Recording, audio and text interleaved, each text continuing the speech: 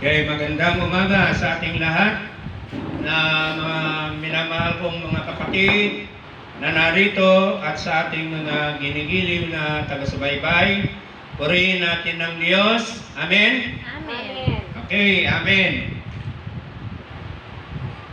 Ang pag-usapan natin ngayong umaga, ganap na kilala natin si Kristo Jesus hindi lang sa panahon ng berber.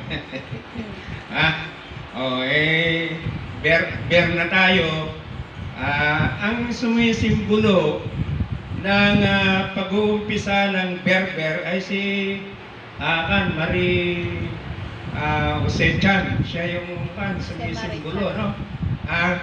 Sabi nila, bukas ka pang lalabas, sabi nila.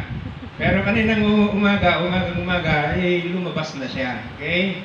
At ang lahat ng mga awitin niya tungkol sa Pasko ay pinatugtog na. So, ang ating buting singer na si Chan ay sumisimbolo sa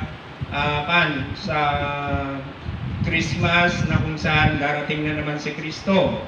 Hindi. Sa atin, dapat ganap natin kilala si Kristo Jesus hindi lang sa panahon ng berber, kundi sa pang-araw-araw nating pamumuhay, dapat kilala natin si Kristo Jesus. Nasa atin, sa ating paglalakbay araw-araw, kasama natin si Kristo Jesus. Amen? Amen. Okay, pagpatuloy natin sa Acts chapter 2 verse 66. So, ito yung mga gawain ng mga unang nananampalataya nun. Kasama nila yung mga apostol. Day after day, they met as a group in the temple. Day after day, araw-araw. So, hindi lang sa umpisa ng September, maalala mo na ang Panginoon. No. Kundi araw-araw kilala natin ang ating Panginoon si Kristo, kasama natin si Kristo Jesus sa ating buhay. Ulitin natin. Day after day, they met as a group in the temple and they had their meals together in their homes. Tignan niyo araw-araw, pati sa bahay nila. Eating with glad and humble hearts. Pagpatuloy natin. Sa verse 47, praising God and enjoying the goodwill of all the people. And every day the Lord added to their group those who were being saved. So you see that? Kung araw-araw nating tayo'y nakikipag-ugnayan sa ating Panginoon sa Kristo, sa panong paraan?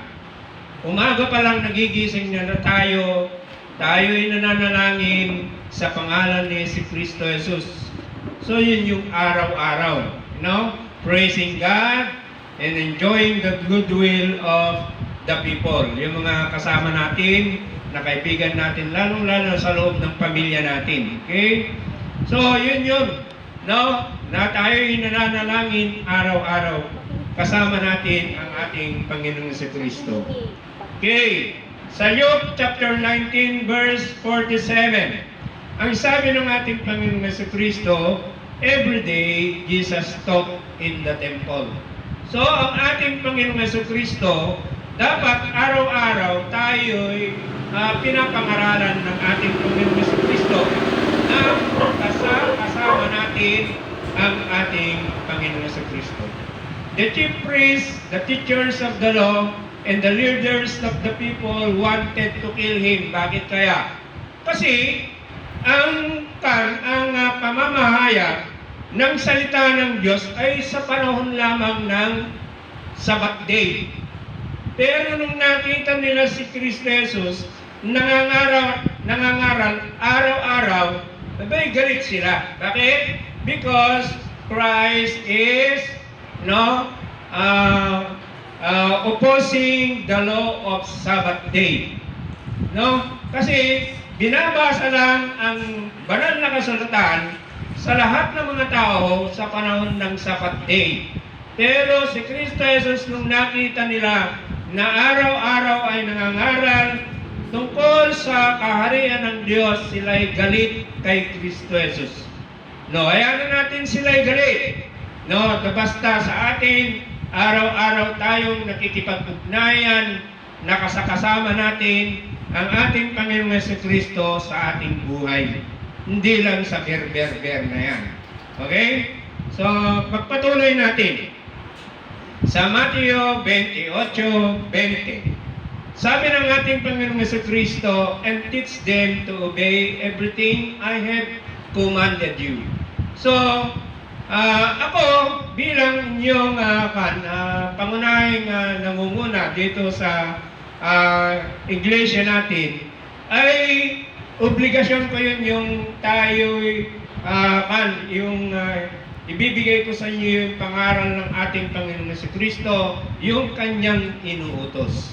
At ito, "And I will be with you always to the end of the age." You see that? So, ang ating Panginoong Jesucristo, always nakasama natin. Hindi lang yung pagdating ng ber-ber-ber, doon pa lang natin maalala ang ating Panginoong Jesucristo. No? Kundi, ang turo ng ating Panginoong Jesucristo, "And I will be with you always to the end of the age." So, magmula pa noon hanggang ngayon at sa darating na panahon ay magiging kasama natin ang ating Panginoong Jesucristo. Kasama natin, always. Ibig sabihin, araw-araw, kasama natin ang ating Panginoong Jesucristo. So, ibig sabihin, araw-araw tayong nananalangin at kinakausap natin ang ating Panginoong Jesucristo na ang kanyang presensya ay siyang gagabay sa atin sa pang-araw-araw nating paglalakbay sa mundong ito. Amen? Amen.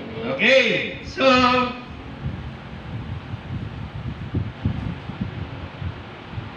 balik tayo doon sa paksa natin. Kaya dapat ganap na kilala natin si Kristo Jesus hindi lang sa panahon ng ber-ber.